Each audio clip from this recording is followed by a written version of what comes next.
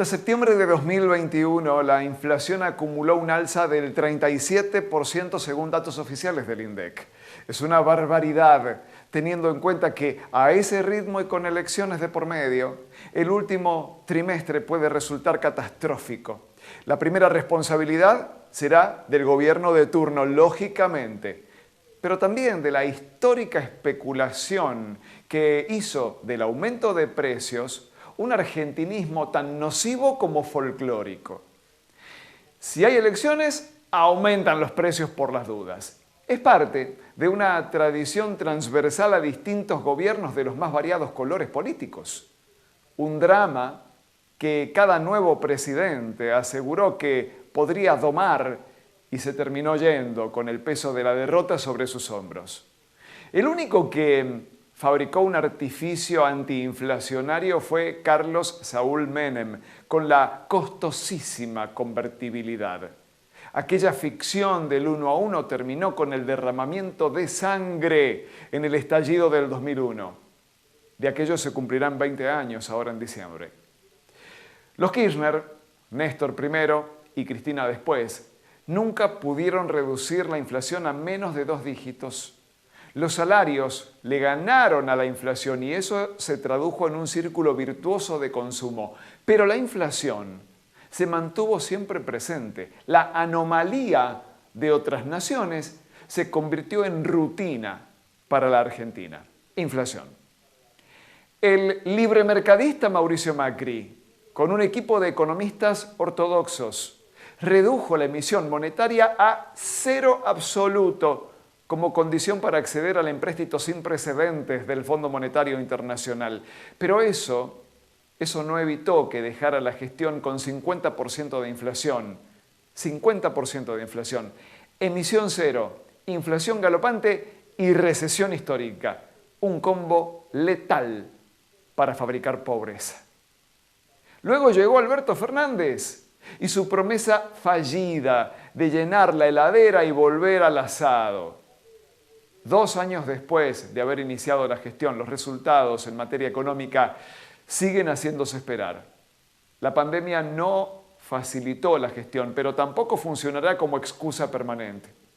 Hay cierta reactivación según el sector que se mire, pero la inflación sigue siendo un flagelo que empuja a cantidades de familias por debajo de la línea de pobreza. Si la inflación general es elevadísima, y en tan solo 9 meses acumuló increíbles 37 puntos. Observar estrictamente los precios de los medicamentos es aterrador. Estimaciones privadas indican que en lo que va del año, los remedios subieron el 43%, muy por encima del resto del promedio. En algunos casos, según el medicamento en cuestión, ese incremento pudo orillar escucha bien, 60%. Una locura. El golpe se siente mucho más en hogares con adultos mayores que, a pesar de la cobertura de PAMI, siempre tienen costos fijos muy elevados en la farmacia. Por eso el Gobierno Nacional anunció el congelamiento de precios de medicamentos hasta el 7 de enero, retrotrayendo los valores al 1 de noviembre. Después de que pasen los Reyes Magos, se verá cómo sigue la historia. El presidente del Colegio Farmacéutico de San Juan, Mauricio Barceló, dijo aquí en banda ancha que no les gusta este acuerdo de precios congelados porque olfatean que terminarán jugando a pérdida.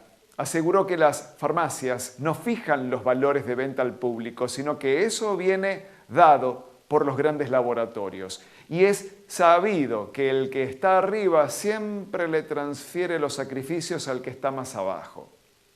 Dijo Barceló que el dólar incide mucho en el alza de los medicamentos. Sin embargo, entró en terreno pantanoso. ¿Qué problema hay con el dólar si el único que aumenta es el informal, el blue, el ilegal?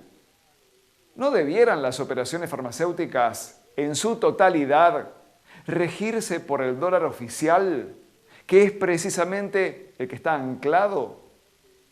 En tal caso, ¿hay compras y ventas que se rigen por el mercado paralelo? ¿Con qué fin? ¿Cómo queda la registración contable para presentar en la AFIP? El presidente del colegio farmacéutico terminó saliendo como pudo de ese atolladero. Debió reconocer que los laboratorios históricamente han especulado con los precios de los medicamentos. ¿A costa de quién?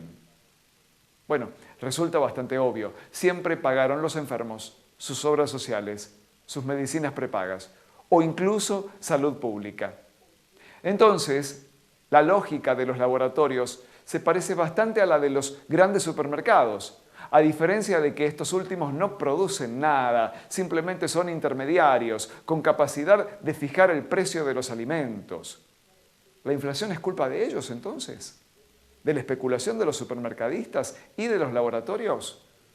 Parece una respuesta muy simplista y acomodada a las urgencias del gobierno de turno. Sería pecar de ingenuo. Pero que este comportamiento de sálvese quien pueda empeora todo, de eso no cabe duda.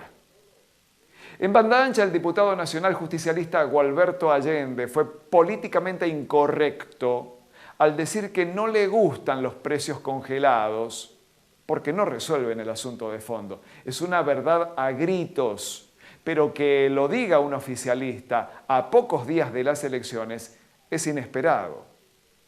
Sin embargo, Allende admitió que algo había que hacer. Pase, entonces, como medida transitoria. Ahora, nadie espere milagros tampoco.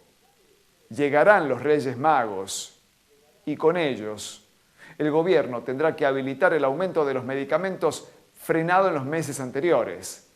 Tiene toda la apariencia de haber pateado el problema para más adelante, con el fin de sacarle presión a la estadística inflacionaria del INDEC de 2021, que ya roza lo demencial. Jaque mate.